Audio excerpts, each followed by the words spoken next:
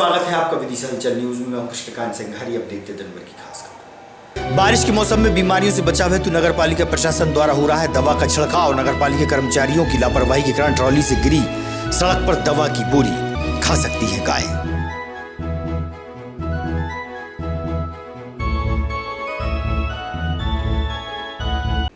शहर की सड़कों की बदहाली व गड्ढों को लेकर शिवसेना ने दिया जिला प्रशासन को ज्ञापन।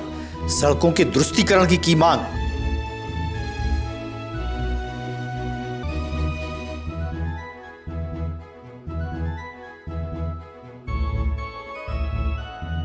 और विद्यार्थियों को ऑटो चालक बैठाते हैं क्षमता से अधिक संख्या में। अखिल भारतीय विद्यार्थी परिषद द्वारा मगधम स्कूल के सामने ऑटो रोककर की नारेबाजी।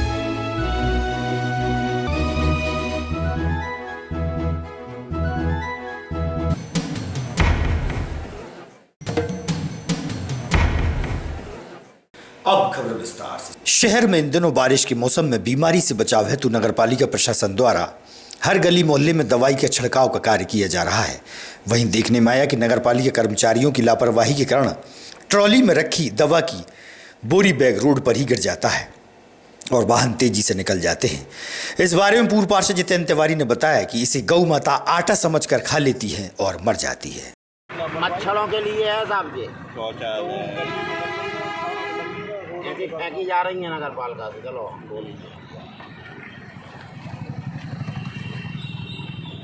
कहाँ पड़ी थी ये? नगर पालिका की अभी गाड़ी गई, समय था 7:30 बजे विधायक जी के घर के जस्ट सामने मेन रोड पर। और ये कीटनाशक दवाई है, ये मच्छरों नाली पानी में डाली जाती है। और गाय आवारा पशु बेचारी गौ माता घूम रही है आसपास। और अगर बाई चांस धोखे में ये आटा समझ के खा पी ले तो बहुत क्षति पहुँच सकती है गौ माता के लिए। प्रकाश पाल जी, क्या कहेंगे? ये बोली यहाँ पे पड़ी है लावारिस हालत में, इसको गौ माता आटा समझ के खा सकती है। इससे गौ माता गौ धर्म के लिए क्षति पहुँच सकती है। काय की बोरी है ये केमिकल की है जिसका मच्छरों के लिए नाली में छिड़काव किया जाता है। ये नगर पालिका की पूर्ण लापरवाही है। तिवारी जी, ये काय की बोरी है, कहाँ पड़ी थी जी साहब? नगर पालिका द्वारा नालियों में डाली जाती है मच्छरों के बचाव के लिए, जो कि नगर पालिका की गाड़ी के से गिर गई। कर्मचारियों को रोका तो वो रुके भी नहीं और लापरवाही पूर्व बीच रोड पे पड़ी थी, जो हम लोग इसे खींचकर एक तरफ कर रहे हैं। क्या कहेंगे इस लापरवाही के बारे में? इसको नगर पालिका अध्यक्ष और कर्मचारियों की लापरवाही कहा जाएगा, जिससे विदिशा शहर में जो नालियां भरी हुई हैं, गंदगी है, मच्छर है, वो इसका जीता जागता उदाहरण है। शहर की सड़कों की दुर्गति और बदहाली के चलते बड़े बड़े गड्ढे उभरे पड़े हैं, जहां से आवागमन खतरों से भरा रहता है। शिवसेना द्वारा नगर की सड़कों को शीघ्र दुरुस्त कराने की मांग को लेकर प्रशासन को ज्ञापन सौंपा गया है। जी सर।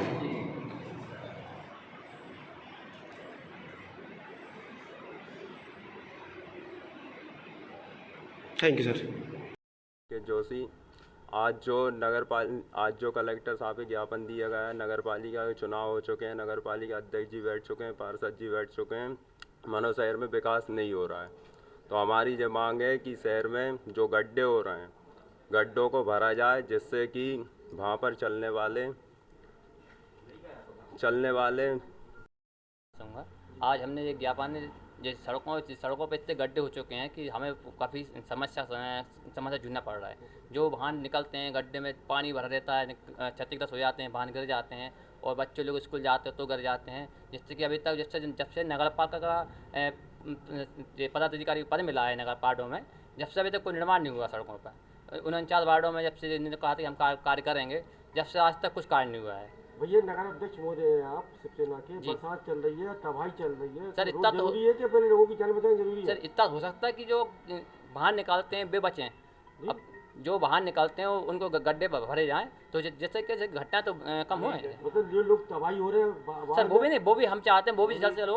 और स्टार्टिंग यहीं से होते हैं सर, घर से स्टार्टिंग होती है। क्षमता से अधिक विद्यार्थियों को ऑटो में बैठाया जाता है, जिससे घटना दुर्घटना का अंदेशा भी बना रहता है। ऑटो चालक व स्कूल संचालकों का ध्यान इस ओर नहीं जाता। आज अखिल भारतीय विद्यार्थी परिषद द्वारा मगधम स्कूल के सामने नारेबाजी करते हुए प्रदर्शन किया और क्षमता से अधिक संख्या में बच्चों को ले जा रहे ऑटो को रोककर चेतावनी भी दी। जबकि यह कार्य यातायात विभाग का है, लेकिन यातायात विभाग का भी ध्यान इस ओर से नदारद है।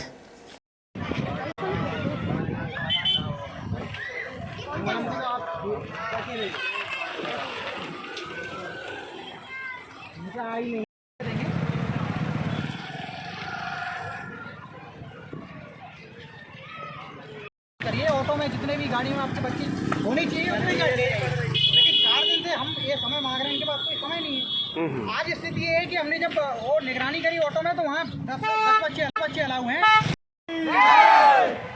नारे लगाओ। अरे मैडम जिंदाबाद जिंदाबाद जिंदाबाद। सर इधर सामने से बना रहा हूँ।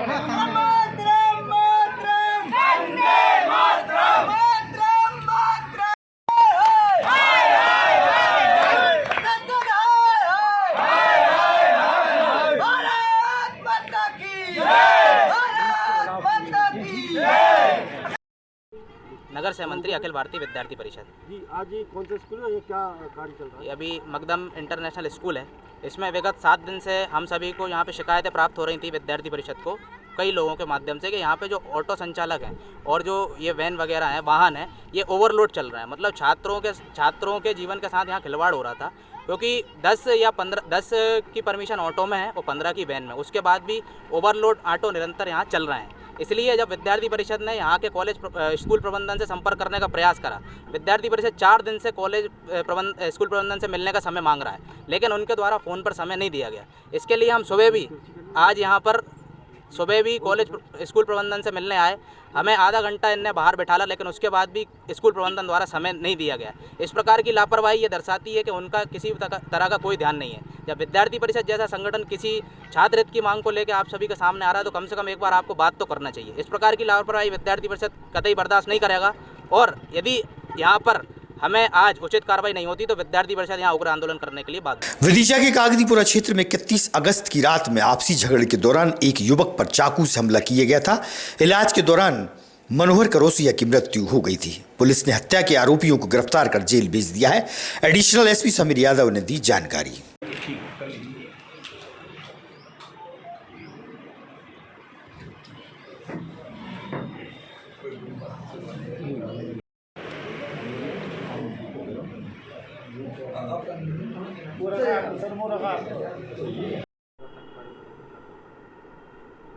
इकतीस अगस्त की रात में लगभग 2 से 3 बजे के बीच में एक घटना हुई थी, जिसकी सूचना थाने पर आई थी।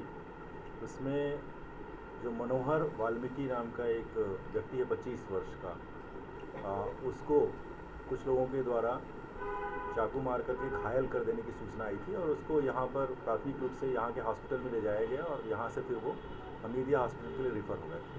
दूसरे दिन हमीदिया हॉस्पिटल में उपचार के दौरान उसकी मृत्यु हो गई थी। इसमें 2 आरोपियों की जानकारी मिली जो उनके साथी ही थे, एक मानव और दूसरा भोपू। प्राथमिक रूप से जब इसमें अनुसंधान किया गया तो जानकारी आई कि भोपू ने उसे पकड़ा था और उनकी आपसी कोई विवाद हुआ था लेन देन पर से, और इसी पर से फिर मानव ने उसे उसके एब्डोमेन पार्ट में चाकुओं से घाव किया था, जिसकी वजह से उसकी मृत्यु हो गई थी। इस प्रकरण में दोनों आरोपियों को गिरफ्तार कर लिया गया है, और हमारी पूरी टीम ने इसमें बड़ी तत्परता से कार्य किया, और इन सभी लोगों को पुलिस अधीक्षक के द्वारा पुरस्कृत करने के लिए भी घोषणा की। अपराधी पर कौन कौन सी धाराएं कायम की गई? अपराधियों पर जैसा कि है कि मारपीट और हत्या का मुकदमा दर्ज किया गया है, और फिलहाल वो जुडिशियल रिमांड पर जेल में है। रात का मामला है, जैसा मैंने बताया, रात में 2 से 3 बजे के बीच की घटना है। क्या कर रहे थे ये? आपस में साथी हैं, और साथियों के बीच में हर तरह की चीज़ें होती रहती हैं। हो सकता है ये अनुसंधान का विषय है कि क्या उस वक्त क्या हो रहा है। किस चीज़ से मारा था? चाकू से इस पे वार किया गया था, चाकू से ही उसके वार करने से इसकी मृत्यु हुई। 2 दिन पूर्व बेतवा नदी में भाजपा जिलाध्यक्ष राकेश यादव, तेजेंद्र सिंह बन्नू व यशवंत रघुवंशी नहाने गए थे, जहां नहाते समय डूबने की घटना बन रही थी। तेजेंद्र सिंह बन्नू द्वारा राकेश यादव को बचाने पर उनका स्वागत व सम्मान हुआ।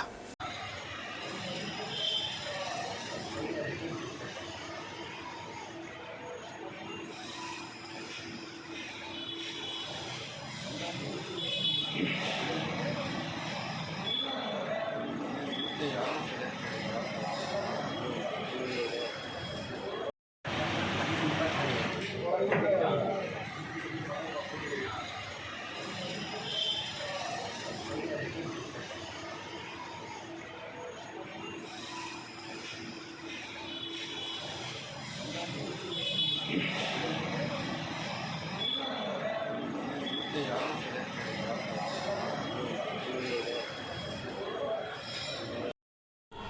साहब तेजेंद्र सिंह बन्नू। भाई आज यहाँ पर जो स्वागत हुआ है किस वजह से हुआ और क्या कारण हुआ है? ये तो साहब इनका स्नेह है, हमारे धर्मेंद्र जी का, मामा का हमारे। बाकी ऐसी कोई बहुत बड़ी चीज़ नहीं है। विगत परसों के दिन की जो घटना है, अचानक बाढ़ वाले गणेश मंदिर पे बैठे बैठे बड़े भाई साहब जादौन साहब, जसवंत रघुवंशी और मैं, अचानक ही एकदम ऐसा मूड बना, थोड़ी गर्मी थी, थोड़ा मौसम ठीक हुआ कि बेतवा मैया में थोड़ा हम स्नान कर लें। और मजाक मजाक में ही थोड़ा सा जसवंत रघुवंशी जी दीवार छूने चले गए, जहाँ पे बहुत बड़ा वो भौरी थी। तो पहले वो फंसे, फिर जिलाध्यक्ष जी फंसे, और पीछे से मैं था, मैं भी उसमें जाके फंस गया। फंसने के साथ हम ना नीचे जा पा रहे थे ना ऊपर आ पा रहे थे, गोल गोल घूम रहे थे जैसे आदमी वॉशिंग मशीन में घूमता है। हम भंवर में पूरी तरीके से फंस गए थे। और भंवर में ईश्वर की असीम अनुकंपा रही, गणेश जी की, हमारे पिताजी की पुण्य आई, माँ की दुआएं काम में आई, तो हम उस भंवर में से बाहर निकले। क्योंकि बिल्कुल असहाय थे, बहुत ताकत लगाना पड़ रही थी, और ऐसा लग भी रहा था बीच में ऊपर जाएं नीचे आएँ कि अब शायद आज कुछ गलत ना हो जाए, लग रहा था। फिर धीरज से मैं निकला, यशवंत जी निकले, फिर हमारे जिलाध्यक्ष जी बीच में 1 मिनट के लिए तो दिखना ही बंद हो गए थे, लेकिन उनने एक अंदर आसन लगाया, जिसे शव आसन बोलते हैं, उससे वो फिर धीरे धीरे बाहर निकले। तो फिर जो भंवर का एरिया था उसके आगे हम थे, तो उनको हल्का सा एक सहारा दे के उतने लेवल तक ले आए जहाँ हमारे पैर नीचे लगने लगे। हम गहरे पानी से एक टीले पे जाके रुक गए, और तकरीबन 20-25 मिनट तक, 28 मिनट 30 मिनट तक हम टीले पे रुके। उनको मैंने दोनों पीछे हाथों से मैंने पकड़ा, हिम्मत दी, वो बिल्कुल बेहोशी की स्थिति में थे। थोड़ी हिम्मत दी, उन्हें बताया कि भाई साहब अपन ठीक है, बच गए। जब हम टीले पे आ गए थे, देखिए हम जिस स्थिति में थे वहाँ हमें बचाने के लिए कोई भी नहीं आ सकता था। मतलब वो ऐसी जगह थी कि जहाँ हमारा खुद की विल पावर ही हमारे काम में आती, हमारी इच्छा शक्ति, हमारा मनोबल ही हमारे काम में आया। अगर हम हाथ पैर चलाना बंद कर देते तो वहाँ कोई नहीं आ सकता था। उसके बाद मैं निकला, यशवंत भाई निकले, और फिर जब हम एक सुरक्षित स्थान पर खड़े हो गए तो होमगार्ड की टीम को मुकेश टंडन जी ने भेजा, क्योंकि वो किनारे पे थे। वो एक ट्यूब लेके आए, क्योंकि जिलाध्यक्ष जी बहुत ज़्यादा कंडीशन ख़राब में थे, तो वो होमगार्ड की उस पर ट्यूब पे रख के हम उन्हें किनारे लेके आए। फिर मुकेश भाई साहब के साथ हम भारतीय जनता पार्टी जिला कार्यालय प्रभारी। अभी जो विगत दिनों जो घटना हुई थी, इसमें हमारे भारतीय जनता पार्टी के जिलाध्यक्ष हमारे बन्नू भैया और यशवंत रघुवंशी जी बाढ़ वाले गणेश मंदिर पर भंवर में फंस गए थे। क्योंकि वहाँ स्वयं भगवान विघ्नहर्ता बैठे हुए हैं, तो कोई अनिष्ट तो हो ही नहीं सकता। दूसरी तरफ हमारे बाबूजी जो हमारे विधायक रहे हैं, उनके इतने पुण्य प्रताप हैं कि मौत तो इनको छू ही नहीं सकती, बल्कि ये मौत को पटक नहीं देखे तीनों आए हैं। मैं भगवान गणेश जी का और स्वर्ग में बैठे हमारे बाबूजी का बहुत बहुत स्नेह और धन्यवाद करता हूं। और ऐसी घटना मुझे नहीं लगता कि बाढ़ वाले गणेश जी में पहले हुई ना होगी। जब तक विघ्नहर्ता वहाँ स्वयं बैठे हैं तो किसी का बुरा हो। स्वागत किया और क्या बने रही स्वागत करने? मैं आपको बताना चाहता हूँ, हमारे तेजेंद्र जी ने जो उत्कृष्ट कार्य किया है, हमारे भारतीय जनता पार्टी के माननीय जिलाध्यक्ष श्री राकेश जी जादौन जी की प्राणों की रक्षा की। आपने अपनी जान लगाकर, मुझे गुरु गोविंद सिंह जी की वह बात याद आती है कि चिड़ियों से मैं बाज लड़ाऊँ, एक से मैं 1 लाख लड़ाऊँ। और गुरु गोविंद सिंह जी कहते थे कि सबसे अच्छा सच्चा सौदा वही है कि दूसरों के प्राणों की रक्षा करना। और उसके हमारे बन्नू भैया खरे उतरे, अपने प्राणों की उन्होंने चिंता नहीं की, और राकेश जी यादव उनको भवन से निकालकर बाहर ले आए। भारत माता की जय, जय जय। ताजा तरीन खबरों से रहिएगा आप अपडेट देखते रहिएगा विदिशा चैनल।